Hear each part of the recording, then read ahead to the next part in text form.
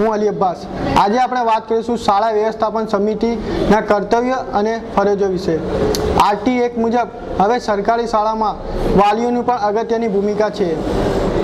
શિક્ષકોની સાથે સાથે SMCમાં સભ્ય બનેલ વાલીઓ તેમજ અન્ય સભ્યોએ પણ શાળામાં ભણતા બધા જ વિદ્યાર્થીઓનું શૈક્ષણિક વિકાસ માટે કાર્ય કરવાનું છે।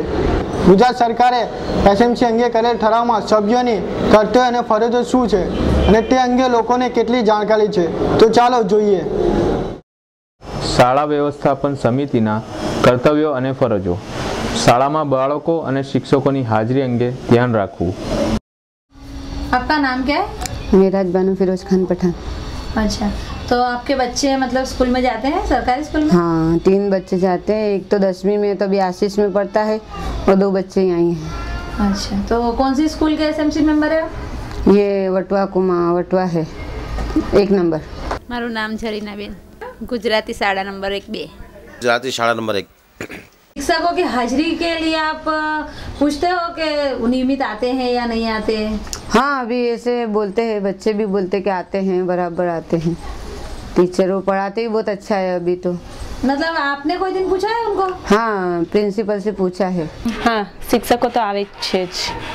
એટલે એની હાજરીની દેખરેખ રાખો છો તમે? ના, હાજરીની ક્યાંથી દેખરેખ રાખવાની? અચ્છા, તો કેમ નથી રાખતા? કેમ કે અમારે ત્યાં રોજ રોજ તો જવાનું હોતું નથી, તો અમે એનું ધ્યાન તો ના રાખી શકીએ ને। મહિનામાં એકવાર મીટિંગમાં બોલાવે છે અને ક્યારેક જરૂરત પડે તો એમ મળવા માટે જઈએ તો જતા રહીએ છીએ મહિનામાં 1-2 વાર। તો તમે એમનું એટેન્ડન્સ નથી જોતા? ના, એમનું એટેન્ડન્સ નથી જોતા।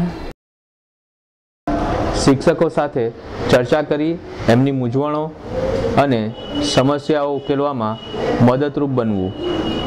और जैसे शिक्षक की कोई समस्या के विषय बात करते तुम्हारे को? हाँ, कोई प्रॉब्लम होता है या कोई तकलीफ होता है या कोई बच्चों में, विद्यार्थियों में, टीचर में कोई तो वो हुआ या कुछ ऐसी बात होती है तो तुरंत हमको बताते, हम जाते हैं वहाँ। ऐसे भी हमारे बच्चे पढ़ने जाते हैं, उनसे पूछते रहते हैं हम, वो बताते तो हम जाके सीधा टीचर से मिलते हैं, सर से मिलते हैं, जो प्रॉब्लम या जो परेशानी होती है उनको बात करते हैं। हाँ, बोलते ना उनको, बात करते हैं, उनसे बात करते, प्रिंसिपल से बात करते हैं। अच्छा, तो किस तरीके से आप बात करते हो? हाँ, अभी यूँ बोला हमने कि भाई यहाँ लेटरिन नहीं है, पानी की जरा सुविधा नहीं है, तो उसको बराबर ठीक करो, तभी काम चालू है वहाँ। ના, શિક્ષકોની તો કોઈ સમસ્યાની વાત નથી કરતા। વાત જ નથી કરતા? શાળા નિયમિત અને વ્યવસ્થિત ચાલે એ માટે ધ્યાન આપવું। શાળા નિયમિત વ્યવસ્થિત ચાલે એ માટે ધ્યાન આપો છો? हाँ, भाई ये नहीं मालूम हमको। नहीं, ના એવી કંઈ જાણ નથી।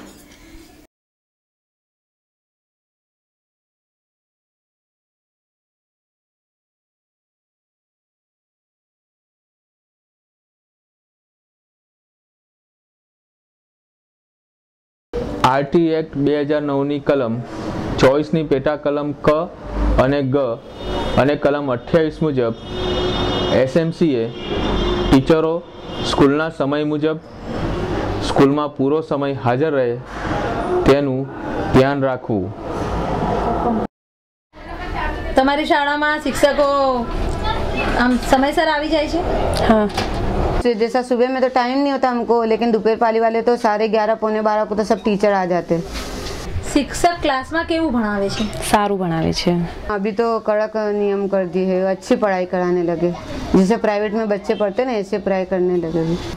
તો અંદર ક્લાસરૂમમાં જઈને મુલાકાત લો છો એમની? આપણે આમ નીકળીએ ને રસ્તામાંથી તો ક્લાસમાં શિક્ષકો દેખાય, દરવાજો હોય ને એમની સામે જ બોર્ડ છે, નહીં ભણાવતા જ હોય છે, સમજાવતા હોય। हाँ, ऐसे देखा है तो बहुत अच्छा पढ़ाते हैं। અચ્છા, તો કયો શિક્ષક કયો વિષય ભણાવે છે એ તમને ખબર છે? જે અહીંયા સ્કૂલ છે ને એ તો એક જ શિક્ષક બધા વિષય ભણાવે છે। कभी कभी अलग आते हैं, मेरी लड़की बोलते कि अलग आते हैं, अंग्रेजी के भी अलग आते हैं। हाँ, और गणित के भी अलग आते हैं, ऐसे बताती है। अब इतना टाइम तो हम नहीं दे पाते, पर जो मालूम है। શાળાની નજીકના વિસ્તારના તમામ બાળકોના નામાંકન અને નિયમિત હાજરી સુનિશ્ચિત કરશે। और जैसे आपके आसपास में जो बच्चे रहते हैं तो आप ध्यान रखते हो कि वो रेगुलर स्कूल जाते हैं या नहीं जाते हैं? हाँ, जाते हैं। और अमुक के जैसे वाली जैसे होते जो नहीं चाहते तो वो तो कैसे जाओ बच्चे, लेकिन ऐसे जो समझदार होते हैं उनको बोलते तो भेजते हैं उनके बच्चों को। ના અમારા આજુબાજુના બાળકો સ્કૂલ જાય છે। શાળામાં બાળકો માટેની મધ્યાહન ભોજનની યોજનાની અમલવારી ઉપર દેખરેખ અને નિયંત્રણ। और मध्याह्न भोजन जो होता है बहुत अच्छा होता है, हाँ, बहुत ये सरस। वो कहाँ से आता है मध्याह्न भोजन? अब ये तो हमको नहीं मालूम है, खाली इतना मालूम है कि बहन लेके आती है और लाइन लगा के बच्चों को देते हैं, लेकिन बच्चों ने बताया भाई 1500 से ऊपर संख्या है। जाहिर बात है कि बच्चों में धक्का मुक्की ये वो तो थोड़ा होगा ही, चाहे जितना वो करो। તો જ્યારે મધ્યાહન ભોજન અપાતું હોય એ વખતે તમે હાજર રહો છો? હા હાજર જ જાઉં છું ને મૂકવા જાઉં છું ને એ ટાઈમે વેચતા જ હોય છે મધ્યાહન ભોજન ચાલુ જ હોય। તો આમ બધાને લાઈનસર બેસાડે છે? લાઈનસર વ્યવસ્થિત રીતે બેસાડી આપે લાઈનસર છે? બેસાડીને व्यवस्थित રીતે પીસે છે। બાળકો ખાય છે? ના नहीं वो ध्यान नहीं है कि कहाँ से आता है, लेकिन यूँ खाना अच्छा होता है, बच्चे खाते हैं, हमारे भी बच्चे खाते हैं। हाँ सब सब सब खाते थे, ये सब खाए हुए हैं। सब एकदम सफाई से और अच्छे से देते थे जब आपके हाँ बच्चे खाते आप हमारे यहाँ आए, खुद ही बच्चों से पूछ लीजिए इसके बारे में, वो खुद ही बताएंगे। हाँ, अच्छा। તો જોયું આપણે કે એસએમસીના સભ્યોને કર્તવ્ય અને ફરજોની જાણકારી ન હોવાથી એસએમસીના સભ્ય પોતાની જવાબદારી નિભાવી શકતા નથી। એસએમસી સભ્યોનું કહેવું હતું કે મહિનામાં એક જ વખત મિટિંગ થાય છે, તેમાં જ અમે હાજર રહીએ છીએ।